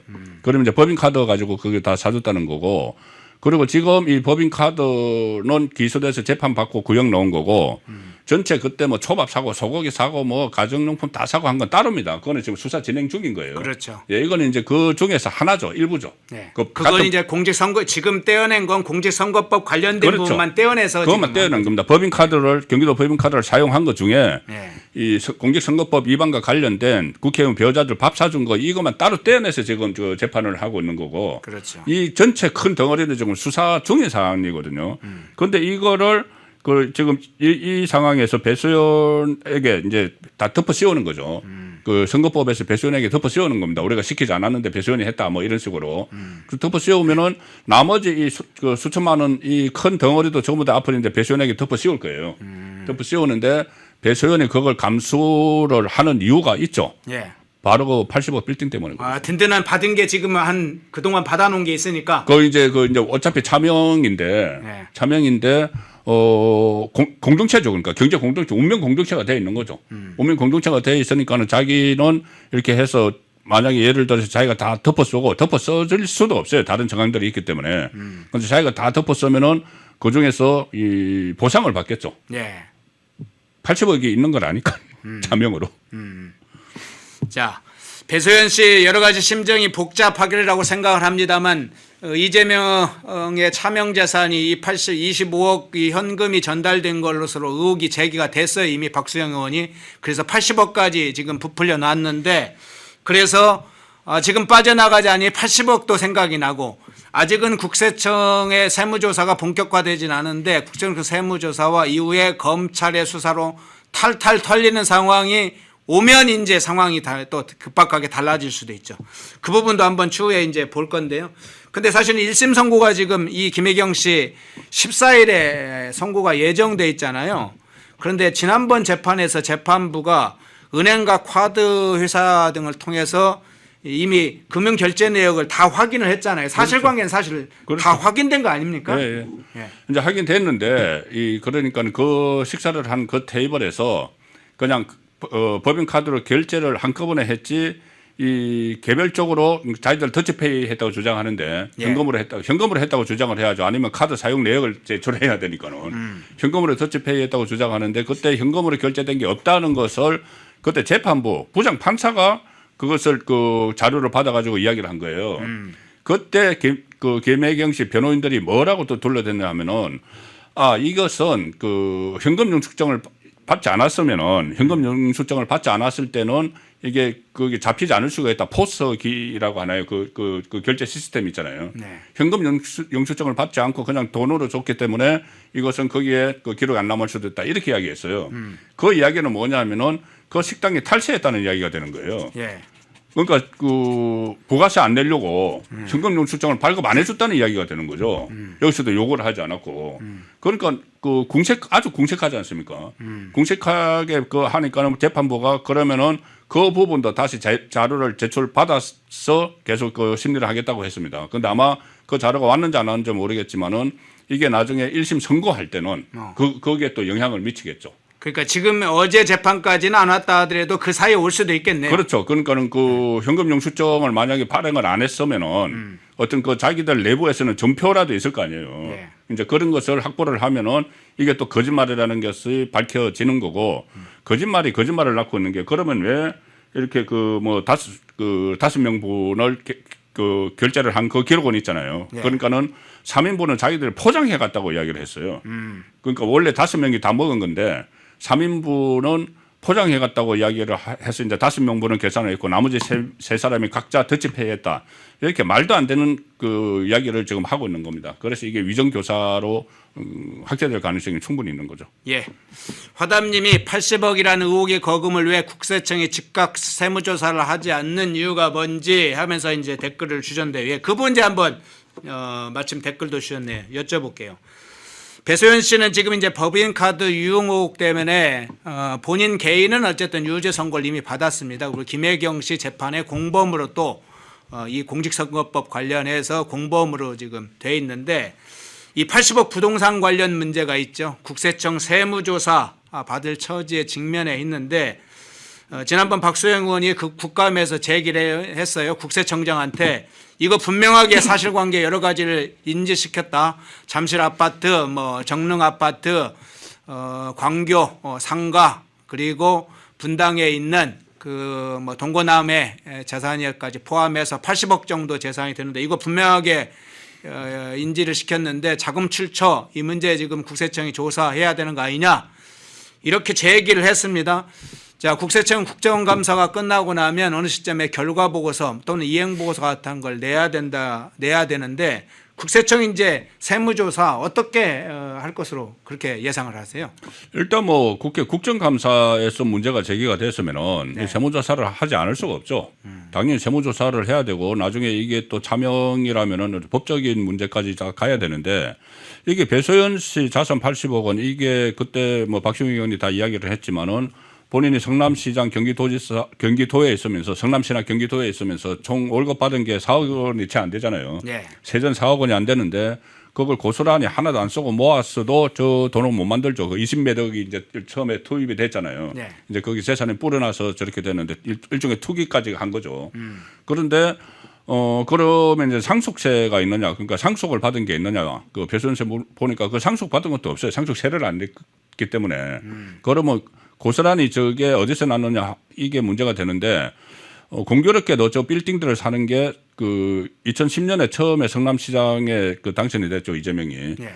선거가 끝나면 빌딩 한 채씩이 생겼다는 거예요. 야, 이재명의 정치 자금이 많이 들어오니까요. 그렇죠. 이재명의 선거가 끝나면은 한 채씩이 빌딩을 샀다. 이재명이 선거를 했는데 왜 배수연세가 빌딩을 사는 거죠? 시점이 묘하게 맞아요. 네, 실제로 딱딱 그 4년마다 삽니다 이게. 예. 이게 그렇다면은 이게 저희들이 과거에 막 그 정치판에 돈이 돌아다니던 시절에 대선 자금, 대선 잔금 이런 이야기가 있잖아요. 네. 또 당선 축하금 대통령 같은 경우에 대통령 그러니까 사례를 제가 드는 겁니다. 대통령 선거를 하면 과거에 대통령 선거를 하면은 막 그 돈이 막 뭉치다니 막 들어오죠. 그러니까 그 대선 자금으로 쓰잖아요. 쓰고 나서 다 못 써요. 너무 워낙 많은 이제 기업체에서 돈이 막 들어오니까는. 그러면 그게 대선 잔금이거든요. 예. 대선 잔금을 가지고 통치 자금으로 이제 써요. 그런데 또 당선 축하금이 또 들어와요. 당선되면은. 자, 성남시장은 다른 기초 단체보다 훨씬 그 규모가 큽니다. 네. 지금 이 재판 받고 있는 대장동, 백현동, 위례, 신도시 이게 전부 다 성남에서 개발 사업이 일어난 거잖아요. 네. 엄청난 개발 사업이 일어났고 그러면 이재명은 인허가 장사를 했으니까 그 백현동 같은 경우에 뭐 완전히 인허가 장사잖아요. 용도 4단계 해주고 지금 정자동도 마찬가지죠. 용도 막 상향해주고 인허가권을 가지고 있는 성남시장이 출마를 했기 때문에 출마 때부터 엄청난 돈이 들어왔을 가능성이 있죠. 개연성이 충분히 있죠. 그리고 그 다음에 이 인허가를 이제 받기 위해서 그 다음에 이제 당선되면 당수 축하금이 나왔을 수도 있고 그리고 그것을 이 뒤로 이제 빼가지고 차명 재산으로 만들었을 가능성 지금 가능성입니다. 여전히 개연성이죠. 네. 그것은 충분히 들여다 봐야 되는 거죠. 국세청 차원의 문제뿐이 아니고 이것을 뭐 사법적으로도 이 수사를 해야 되는 상황이죠. 그렇군요.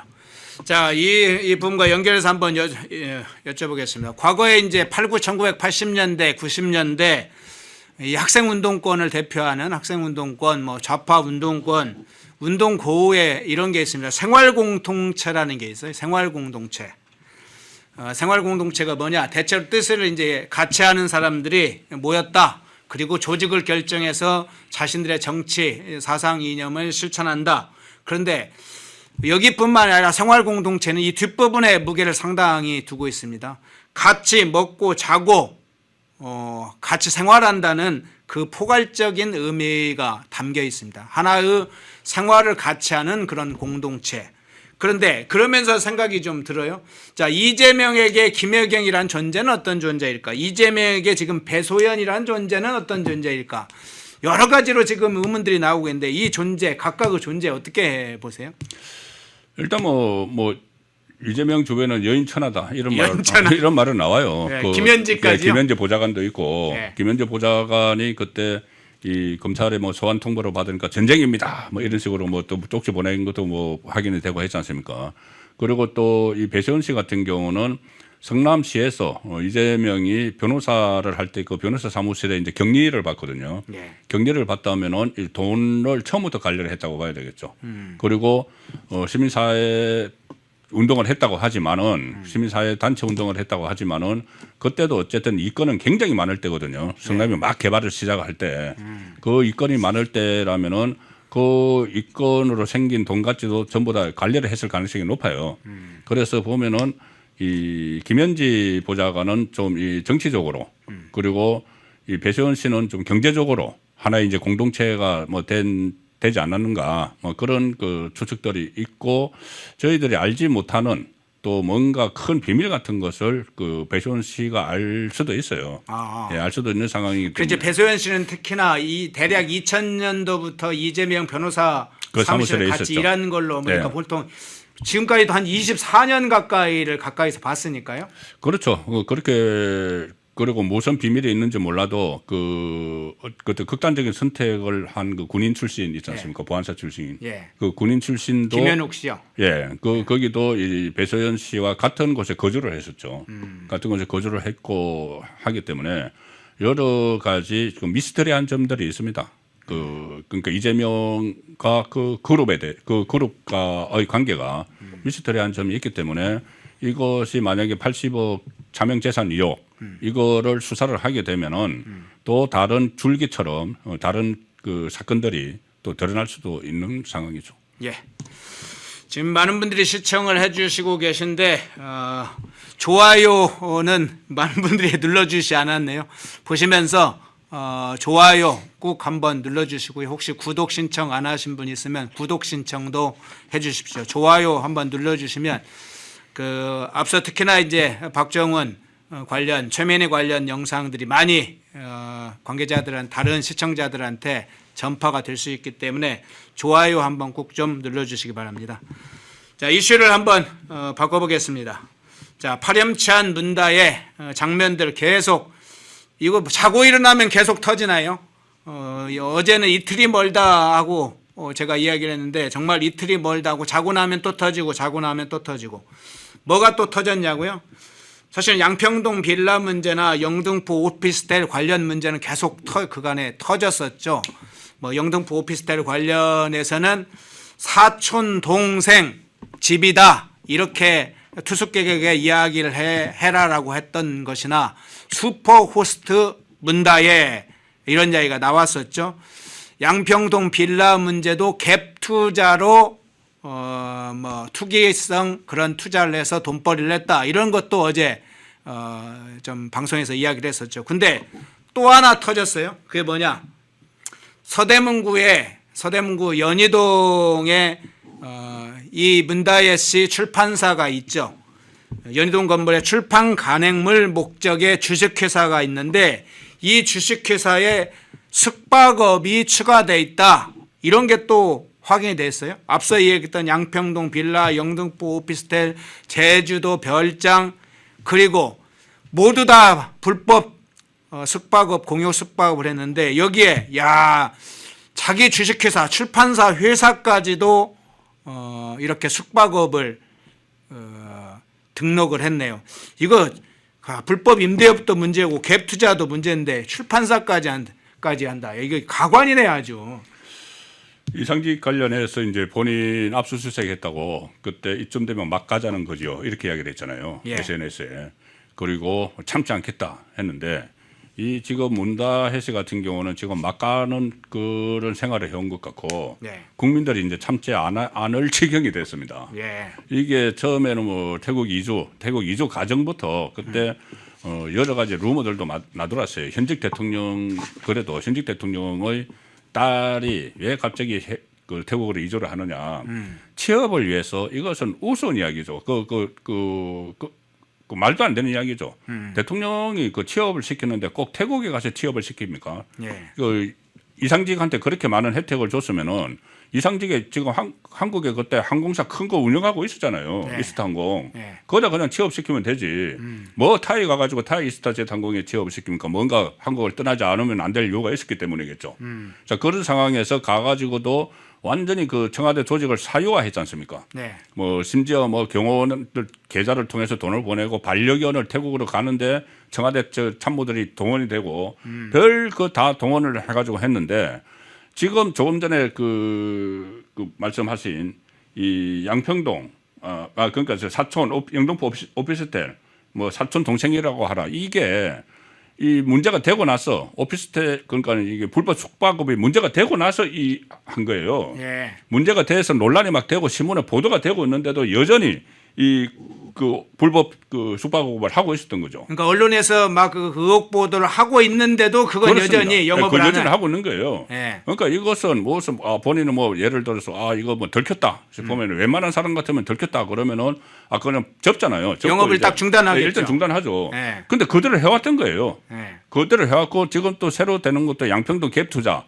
그때 문재인 이게 그 산 매매한 시점이 태국에 있으면서 한국으로 이제 돈을 보내서 뭐 산 건데 그때 이제 처음에 전세 끼고 샀죠. 그러니까 갭 투자를 했는데 이 갭 투자 그때 딱 그 시점에 문재인이 부동산 정책을 계속 발표를 하면서 그렇죠. 갭 투자를 비롯해서 투기 건절책 막 대책 발표할 때예요. 막 2018년도부터 35번인가 네, 발표했다고 그렇게 막 그러죠. 발표할 그 시점입니다. 그런데 자기는 태국에 가가지고 이게 한국에다가 그 전세 끼고 집을 샀다가 나중에 이제 전세금을 다시 돌려줬죠. 돌려주고 이제 숙박업을 하는 거죠. 그럼 돌려줄 때 그 돈은 또 어디서 났느냐? 태국에서.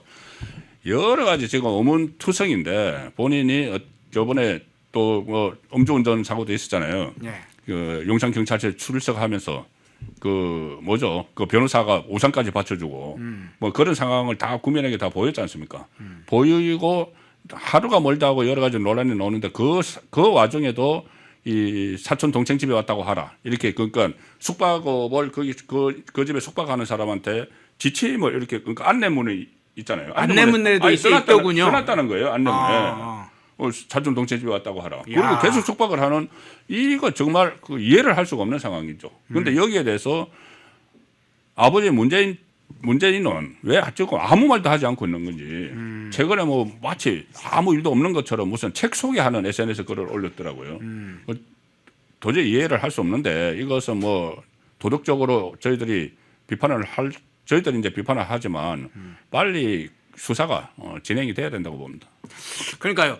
보통 통상적으로 사촌 동생의 집에 왔다고 하라 이게 그러면 탈법적이라는 것을 알 텐데 그러면 통상적으로 쉬 하면서 이야기를 하는 게 최소한의 보통의 양심을 도덕성을 가지고 있는 사람들도 이게 문제가 있으면 그래도 조심히 하고 또 알려질까 두려워하고 그럴 텐데 안내문에다 그걸 써놨다? 이거 그럼 완전히 이게 탈법이지만 뭐가 문제야. 뭐 내가 돈벌이 하는데 도움이 되면 되지. 아예 진짜 도덕 불감증이 그냥 누적 탁탁탁 많이 쌓여 있네요. 도덕 불감증뿐이 아니라 저는 이제 법에 대해서 기본 인식이 없는 것 같아요. 이 아주 기본적으로 지켜야 될 법이 저희들이 이제 도로교통법 이런 거잖아요. 그 잘못하면은 뭐 상대에게 피해를 주기 때문에. 그런데 그때 나왔지 않습니까? 뭐 차 운영하면서 과태료를 뭐 11번 받았다. 이거는 그 기본적인 그 법률적으로 이 법 준수 의지가 없는 거예요. 그러면은 자기가 편하면 그거 뭐 과태료 받으면 되지. 또 과태료 안 내요. 안 내서 또 체납됐다고 또 압류 당하잖아요. 그러니까요. 과태료는 조금 그렇다 하더라도 압류까지 당한다는 건 통상의 사람들도 잘 하기 어려운 거예요. 그렇죠. 그리고 그 과태료를 11번씩이나 이렇게 하는 것도 잘 없는 이야기죠. 그리고 거기다가 또 체납을 하고 압류를 당하고 그리고 이 숙박업도 지금 한 군데가 아니지 않습니까? 제주도 뭐 지금 그 영등포 또 양평 이 전부 다 불법으로 하고 또 오피스텔은 기본적으로 오피스텔이 이제 두 가지 용도가 있는데 하나는 이제 정주용이 있고 그 주거용이 있고 하나는 사무실용이 있는데 어느 경우도 오피스텔은 숙박업이 안 돼요. 안 되는데 그걸 또 뭐 편법을 써가지고 그러니까 이 꼼수를 써가지고 마치 이제 사촌 동생 집에 왔다고 하라 뭐 이렇게까지 해서 그것도 이 문제가 불거지고 나서 계속 하고 있었다는 게 이 비난을 받아서 마땅한 일들이죠. 예. 지금 현재 이제 영등포 경찰서와 제주자치경찰에서 이 문다의 불법 숙박업 관련해서 수사 착수를 한 걸로 알려져 있잖아요. 근데 언론에서 이제 이 경찰서만 취재한 게 아니라 전주지검을 취재하는 기자들이 전주지검 검찰 관계자한테 물어봤다고 해요. 이 문다혜 씨 숙박업 관련해서는 수사를 할 거냐? 그러니까 전주지검에서는 이건 수사의 대상이 아니다. 라고 이야기를 했다고 하는데요. 그러니까 그러면 전주지검이 수사하고 있는 이 서창호 씨 특혜 채용 그리고 돈거래 혐의 이 문제와 관련해서 숙박업은 일단은 숙박업 관련된 부분이기 때문에 전주지검이 직접 수사하기보다는 1차적으로는 경찰이 수사를 한 다음에 상황에 봐서 이 사건이 연계되는지 이런 걸 여러 가지 좀 봐서 검찰 전주지검이나 아니면 뭐 전주지검이 아니라 서울지검으로 갈 수도 있고요. 그 상황에 따라 달라질 수 있다고 보시는 건가요? 일단은 전주 이게 그 별건 수사 이야기를 막 하잖아요. 민주당하고 좌파 패널들이. 별건 수사 이야기를 하니까는 이거는 별개로 이제 수사가 이루어져야 되는 게 맞아요. 전주지검은 죄송합니다. 전주지검은 그 이상직 씨 배임 횡령을 사건을 처음에 수사를 했기 때문에 전주지검에서 이상직의 뇌물 사건을 계속 수사를 해서 형사 3부에서 검사 9명 다 투입시켜서 이제 이것을 큰 줄기죠. 이 전주지검에서 볼 때 다른 거는 소소한 겁니다. 숙박업 이런 거는 이게 완전히 국정농단 사건이거든요. 그래서 임종석 비서실장이나 조국 민정수석까지 다 소환을 하고 있지 않습니까? 그러니까 이거는 굉장히 큰 줄기로 가는 것이고 다른 거는 이제 경찰 단계에서 수사를 하다가 검찰로 이제 송치를 하면은 간할 검찰에 이제 송치를 할 거니까 전주지검하고는 별 상관이 없는 그렇게 흐름이 가는 거죠. 자, 전주지검에서 문다혜 씨에게 이달 내에 출석을 해라. 서창호 씨 특혜 채용 문제. 청와대 직원을 통해서 돈 거래했던 내역 김정숙 씨한테 현금 5천만 원 지인 통해서 받은 거 여러 가지 내용이 있죠. 자, 이 관련해 가지고 소환 통보를 했습니다. 이달 중에 출석해야 된다 이렇게 전주지검이 소환 통보를 했는데 오늘 기준으로 하면 딱 이제 6일 정도 남았습니다. 그러면 주말이 있기 때문에 아무래도 이제 언론이 취재를 하고 있는 상황이기 때문에 이달 중에 출석을 한다면 이 주말쯤에 출석할 가능성도 좀 있나요? 어떻게 보세요? 이제 뭐 알려지지는 않았는데 어쨌든 그 지금 조율을 하고 있다는 것이 며칠 전에 나왔죠. 한 3, 4일 전에 이 10월 내에 출석 그렇게 그 통보를 했고 이제 조율을 하고 있다고 했는데 아마 조율이 됐을 겁니다. 조율이 됐으면은 이번 주말이나 또 그 뭐 신문이 안 나오는 날 이렇게 또 출석을 할 수도 있겠죠. 출석을 할 수가 있는데 문다혜 씨 출석이 이거 시작이에요. 예, 문다혜 씨 다음에는 여기에 또 태국 이건 지금 문다혜를 그 소환을 하는 거는 전주지검에서 소환을 하는 건 태국 이주 관련이죠. 특혜 채용. 예. 그렇다면은 다른 사람 다 조사를 했는데 전부 묵비권을 행사를 했거든요. 그러네요. 예, 비서실장 임종석부터 조국까지 그다음에 조현옥 인사수석 전부 묵비권을 행사했기 때문에 이게 그 문재인 전 대통령을 부르지 않을 수가 없어요. 다 묵비권을 행사했기 때문에 다른 사람들이 진술을 했으면은 진술을 해서 자기 차원에서 이걸 사실관계를 끊는 게 아니라 그렇죠. 진술 거부를 하니까 결과적으로는 그 책임이 문재인 쪽으로 점점 올라갈 수밖에 없는 거죠. 검찰이 그러면 아무도 말을 안 하는데 과거처럼 이렇게 뭐 이 막 다그쳐가지고 받아낼 수도 없고 뭐 법적 권한이라고 해서 말을 안 하는데 진술 거부를 했으면은 실제로 그 혜택을 보고 아니면 지시를 한 사람에게 올라갈 수밖에 없는 거죠. 어떻게 보면 비서실장이나 민정수석이나 인사수석 전부 다 지시를 받아서 한 거잖아요. 지시를 받아서 한 사람들이 입을 다물고 있으면 그럼 지시를 한 사람 그리고 혜택을 본 사람 이 사람들을 이제 부르는 그게 나중에 사건을 어떤 식으로 매듭을 짓더라도 기소를 하더라도 불기소를 하더라도 이게 다 불러야 되는 거예요. 그런데 문다혜 씨는 또 가서 또 묵비권을 행사할지 안 할지 모르지만 어쨌든 문재인 그 진술은 절대 필요하기 때문에 문재인 전 대통령이 이제 소환이 임박했다 이렇게 볼 수가 있는 거죠. 11월 중에 11월에 지금 이재명 선고가 2개 있고 예. 김혜경 씨 선고 있고 예. 그리고 항우나 그 2심 그 아마 법정 구속 가능성이 높거든요. 아, 그러네요. 예, 그게 21일입니다. 11월 21일. 그다음에 조국의 대법원 확정 판결이 11월에는 나올 거라는 이야기가 지금 파다해요. 그러면 11월에 이렇게 전체적으로 그때 이제 문재인도 소환되고 하면은 그러면은 11월은 완전히 좌파 집단 몰락하는 그런 징조들이 막 나타나는 달이 되는데 거기에 대비를 해서 지금 11월 2일 날 장애 집회를 한다고 하고. 네, 김건희 이제 걔들 명칭이 그렇더라고요. 네. 민주당의 명칭이 김건희 규탄 범국민데이더군요. 근데 그러니까 장애로 나가는 거죠. 예. 그 범국민이 그러니까 그때 박근혜 전 대통령 탄핵 때 동원이 됐던 좌파 시민단체들을 그때 다 합니다, 같이.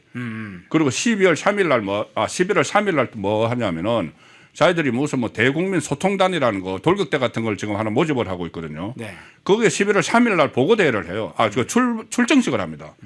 그러니까 11월 초부터 이 11월 달에 일어날 그 좌파들의 뭐 소환, 1심이나 이런 거에 대비를 해서 11월 초부터 지금 막 그 전선을 지금 짜고 있는 상황이에요. 굉장히 저는 그 위중한 상황이라고 보는데 그게 오히려 11월 달에 이 혼란한 상황을 매듭을 지을 수도 있는 그 조로의 기회가 되는 것이죠. 아, 이 11월, 12월이 아주 중요한 번곡점이 되겠군요. 저는 아주 중요하다고 봅니다. 예. 그런데 거기에 이제 이재명도 조국도 본인들이 살기 위해서 그러나 11월 2일 날 조국은 또 대구 가가지고 무슨 탄핵 다방을 연다고 해요. 네. 그러니까 이 11월 들어서면은 모든 이제 행동을 하려고 지금 다 이 준비를 하고 있는 그 상황이기 때문에 가장 중요한 것은 우리 그 법원이 정말 법과 양심에 의해서 판결을 내리는 게 제일 중요한 상황이 되고 있는 거죠. 예.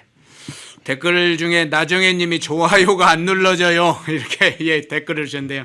지금 한 5천 몇 분이 지금 좋아요를 눌러 주셨으니까 잘 눌러 주시기 바랍니다. 다른 분들도 좋아요 안 누르신 분들은 좋아요 한번 눌러 주시고요. 마지막 질문 한번 드릴게요. 그 검찰 이제 문다혜 소환 조사 별도로 앞서 얘기했던 영등포 경찰서 그리고 제주 자치경찰에서 이 불법 숙박업 문제에 대해서 소환 조사가 불가피한데 소환 전에 지금 조사를 하고 있다. 뭐 입건 전에 조사를 하고 있다. 뭐 이런 얘기 나옵니다. 근데 기초 조사를 하게 되면 11월 중에는 소환 조사 이루어질까요? 11월 중에는 그러니까 일단은 그 지금 수사 초기 단계이기 때문에 네. 초기 단계이기 때문에 어떤 증거 같은 거를 분석을 하고 그리고 소환을 하면은 이것도 빨리 하면은 별로 크게 그 사전 조사할 게 없잖아요. 그래. 어쨌든 뭐 등록을 안 한 게 지금 확인이 됐고 네. 뭐 서류만까지 확인을 하면은 이 불법이라는 게 드러나니까 그럼 빨리 이제 소환을 해서 이것도 또 기소를 하든지 검찰로 그러니까 검찰로 송치를 하든지 불송치하든지 결정을 해야 되는데 그러자면 또 한번 소환이 좀 불가피한 거죠. 불가피하면은 11월 달에 10월 안에 이 검찰에 또 소환이 되고 11월 달에는 경찰에 소환되는 그런 상황이 벌어지고 또 음주운전 사고도 어떻게 매듭을 지어야 되죠. 그 처벌을 어떻게 검찰로 송치를 하든지 또 매듭을 지어야 되니까 지금 문다혜에게는 그 세 개가 지금 막 몰아닥치고 있는 거죠. 음주운전 사고하고 이 불법 숙박업하고 네. 그 태국 이주하고 네. 이 세 개가 갑자기 몰아닥치고 있으니까 이쯤 되면 막 하고 있는 그 상황인 게 맞습니다. 즐거운 사시는 비명은 변호사만 좋은 일 시켜주는 꼴이 됐네요. 변호사도 지금 호화 변호사를 꾸리는 것 같아요. 그 지금 그 알려진 사람이 그 이광철, 네. 그 조국 민정수석 밑에서 민정비서관 했던 네. 그 사람들이 또 모르죠. 뭐 그 돈 안 받고 하는지 모르겠지만 문재인 때 그 자리를 받았으니까 문재인 때 이재명은 자기 변호사들 전부 다 자리를 주는 거고 예. 문재인 때 자리를 받은 변호사들이 아마 또 뭐 그 돈 거의 안 받고 변론을 해줄 수도 있겠죠. 그러네요. 자, 일부 송권 본부장님 모시고 정철승 변호사의 후한무치한 강제추행 혐의부터 시작을 했고 망신당한 최민희 그리고 김혜경 문다혜 관련 사건을 다뤄봤습니다. 송국권 정치평론가님이었습니다. 고맙습니다. 감사합니다. 인터넷 검색창에 펜앤마켓을 검색해 주세요. 펜앤마켓은 펜앤드마이크 구독자분들을 위한 종합 쇼핑몰로 좋은 상품으로 온라인 최저가를 목표로 하는 마켓입니다. 많은 관심과 사랑 부탁드립니다.